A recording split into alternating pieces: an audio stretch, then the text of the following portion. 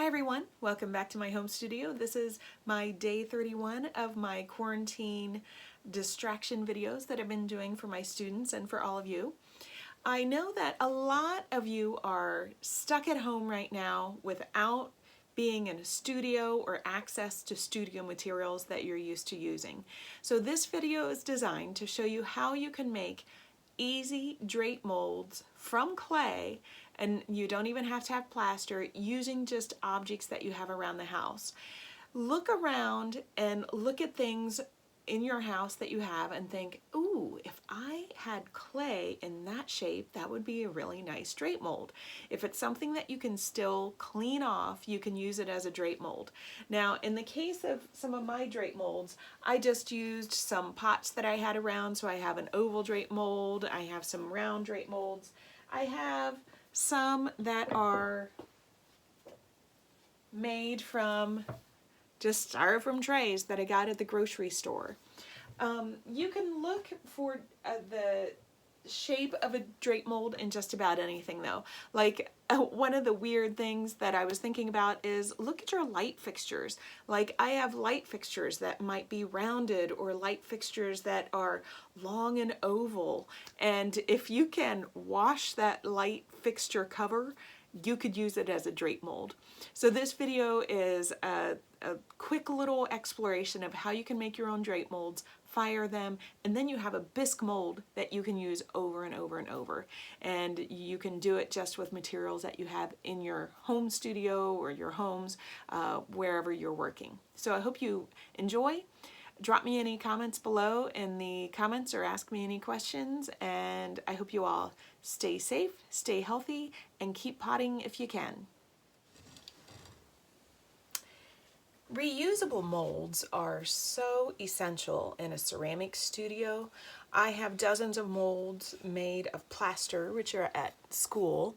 I have molds that are made of wood, where you can drape over. I have lots of different options, but if you're stuck at home and you don't have any molds, I wanted to show you how you can make your own. Molds can be made really out of any fireable clay. When I fire the clay, I'm going to fire it just to a low fire temperature because I want to keep it porous so it can absorb water when I drape clay over it. Now, the mold is going to be fired and reused multiple times. I'm going to roll my slab about 3/8 of an inch thick. I could go thicker with a 1/2 inch, but I think 3/8 of an inch will be thick enough for what I need.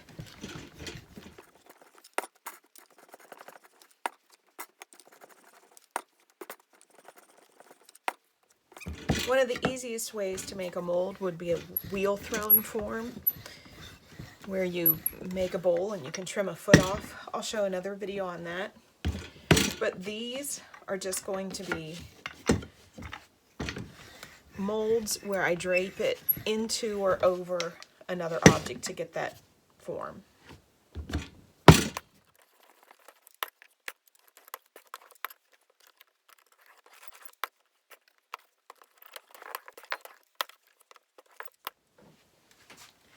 With my slab rolled out to the thickness of my thickness strips, about 3/8 of an inch thick, I will compress the surface with a rib.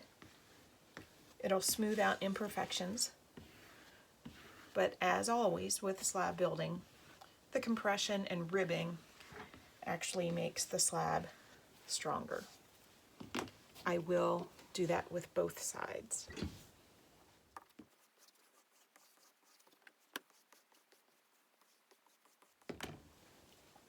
Now, I'm going to make some molds out of different things. First, I'm going to make a mold out of this bowl. I do have a video up that shows how I did that on the wheel. It's my Facebook Live video. I'll link that. If you look, it'll be a pop-up card that will link, and I'll put the link in the video description. I do plan on making another one a little bit more detailed about that. as well. So I'm using the exterior of this just to trim this out. It's probably a little bit bigger than I actually need it to be. And again, it's about 3/8 of an inch thick. Now, my plan is to take this slab and to drape it into the bowl. You want to always put a barrier between a non-porous object and clay because otherwise it will get stuck. I could put something like maybe moist paper towel strips. I could put a bag, but both of those would probably result in wrinkles. I know some people where they put something like Pam or vegetable spray. I personally do not want to do that. I prefer not to get too many contaminants in or on my clay. Instead, I'm going to dust it with cornstarch. Now, cornstarch is organic and it will burn out. I just keep cornstarch in an old salt and pepper shaker. Then I'm going to spread that around. The cornstarch rarely leaves any sort of a texture. Now, because I want it to drape all the way in there, I might end up by trimming off the edge a little bit. I'm just going to take a little bit off because I had such a thick edge. I'm afraid it won't be able to drape in there really easily. I could have trimmed this before I starched it. But cornstarch won't hurt these scraps, it just dries it out a little bit. So I could always add a little water to it. Okay. Now I'm going to put the cornstarch side down. And I'm going to kind of push it in there. There was some air that needed to escape. Okay. Now this hooks underneath a little bit. So I am going to trim this away just a little bit more.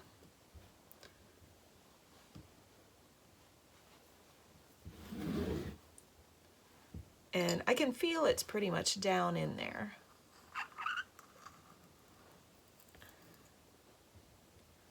Just trying to level this off a little bit.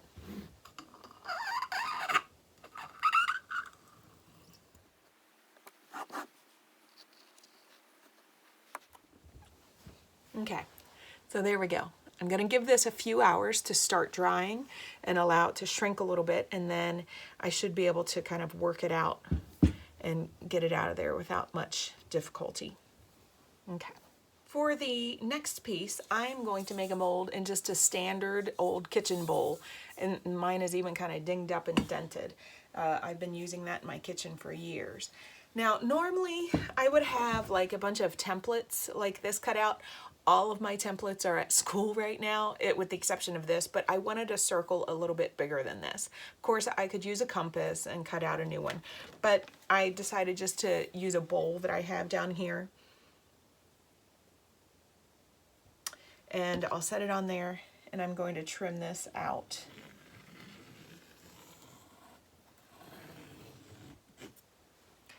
So the circle that I'm cutting is smaller than this silver bowl because I don't want to make something fully that size that is for the mold. I just want it a little bit smaller.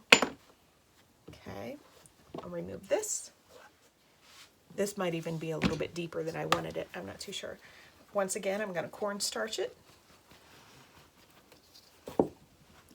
and dust it around.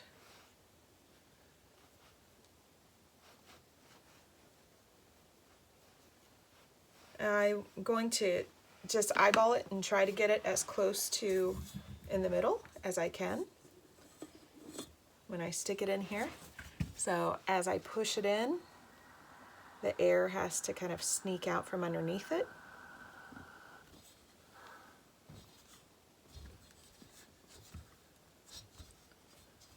And this is going to take the shape of the contour of the bowl. I have to admit, I'm not as crazy about the contour of this because this metal bowl had a flat bottom and then it curved up. I prefer ones that are completely domed and round. but I just wanted to show you this because this is what I would assume many people would have in their kitchen. So I've got 2 molds now. For the next one, I'm going to actually use a bisque piece. And again, I could use a glaze piece. You would just have to make sure that it doesn't get stuck with the cornstarch or something as a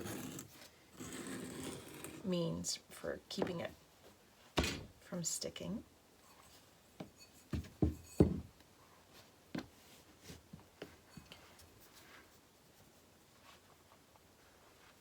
I don't really need cornstarch with this, but I'll do it anyway.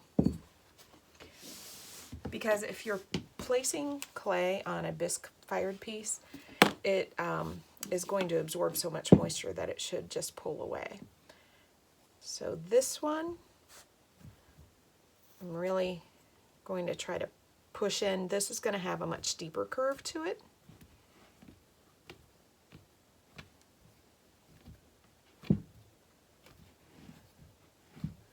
And I'm not exactly level. You can see that I'm a little bit lower on one side and higher on the other.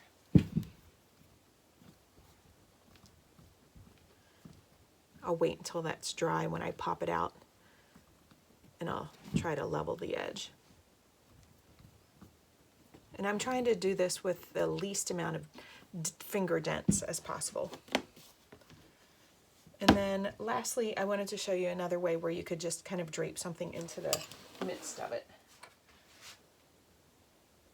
Okay, this is one similar to the other oval, but instead of pushing it down in and pushing it all the way, I am just going to drape it on the top. So I'll just actually leave it on there just like that. And I'm going to give it an arch.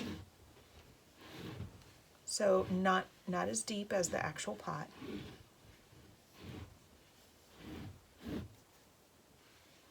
But a nice little arch.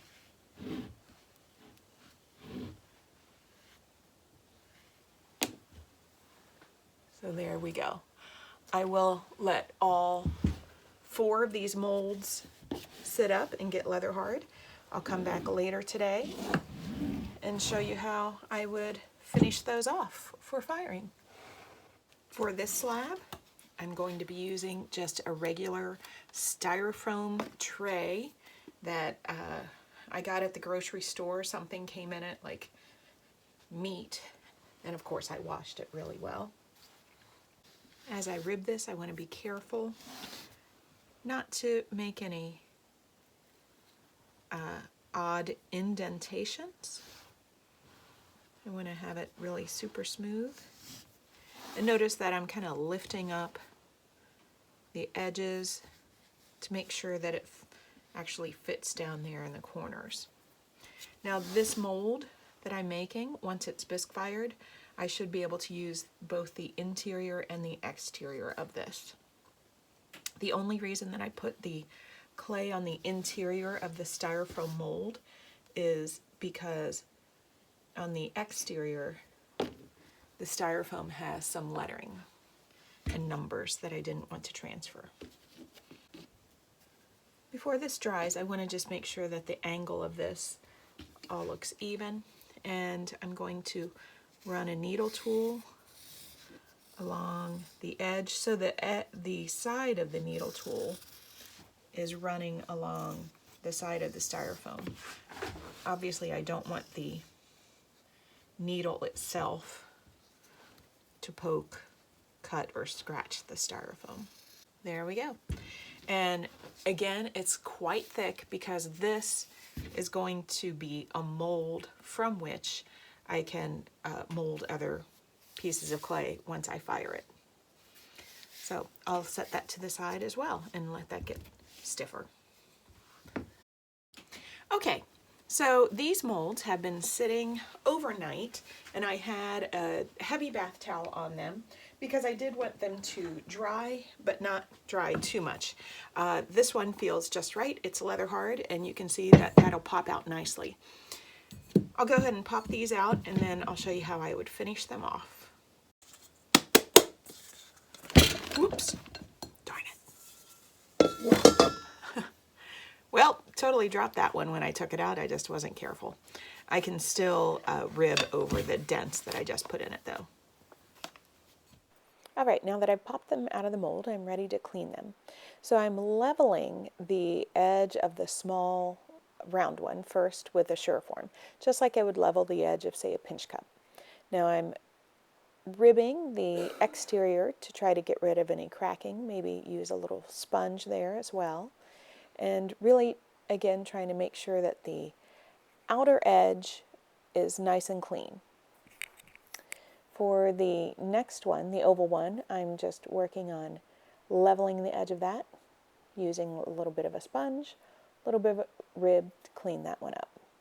Same with this one. Now this one I'm just making sure that the edge looks round and even so I can use it with the drape mold. I have a couple little dents there that I needed to clean up.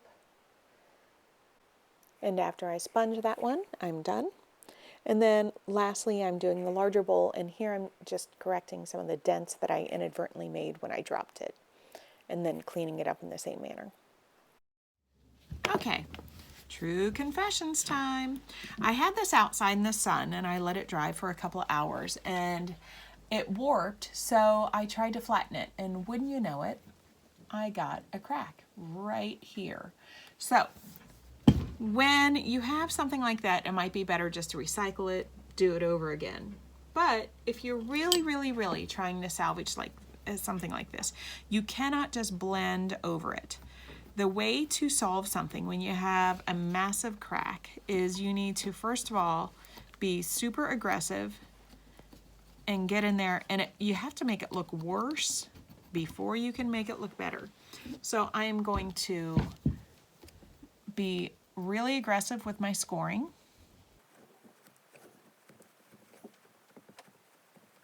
Now this is a dry leather hard is what it is. It's definitely not plastic at this point because I did let it go a little too long out in the sun on accident. And it happened when I went to go flip it upside down to flatten it out again because it started to cup, and then it ended up by cracking. So now that I have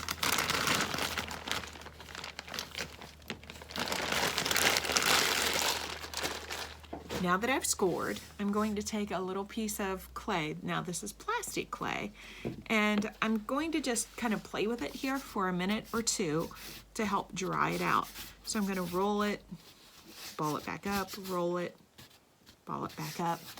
I want to get it a little less plastic and a little bit closer to the moisture of this.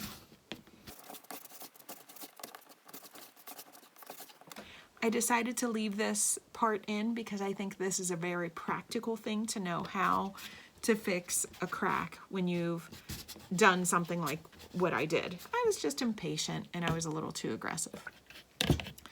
So I'm now going to score where I have aggressively slipped this, and you have to make sure you at least go to the bottom of where the crack was. Okay, now I'm going to score this coil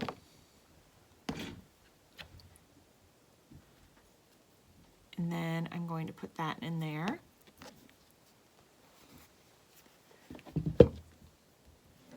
And then on this back side, I'll do the same thing.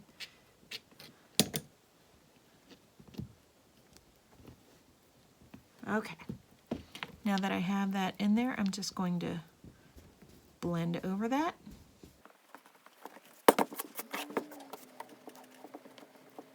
Okay, the only way to fix a crack like that is to be aggressive, slip, score, fill.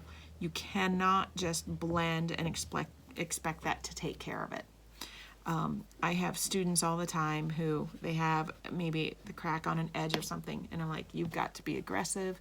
You got to really get in there. If it's bone dry and it cracks, you either have to get it back to that leather hard stage or just restart. Okay, so continuing where I was, I'm going to sponge off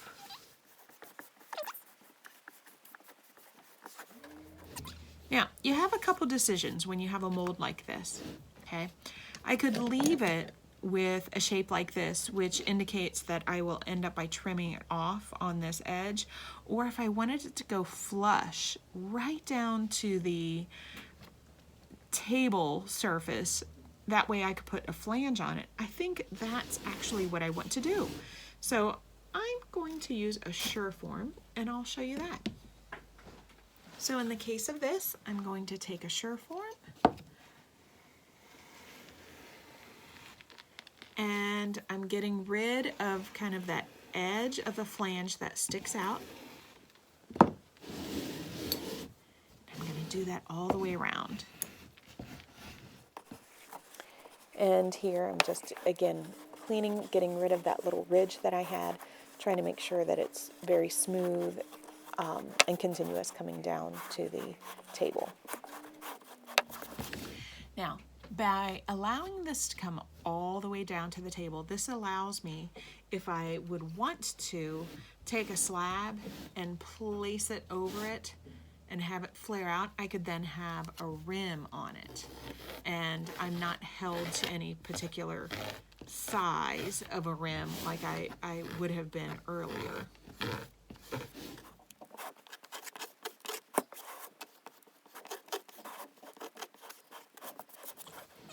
Now, when I just ribbed this, I did inadvertently create a little indent. So I'm going to score again, slip again, take a little bit more of that clay and attach and fill it, because I really don't want an indentation there. And again, just trying to remedy and fill that little crack. And tidy up the rest of it. Get it completely clean. All right, this one looks like it is complete. I am good to go with this, and this will dry and be a nice bisque mold after I fire it.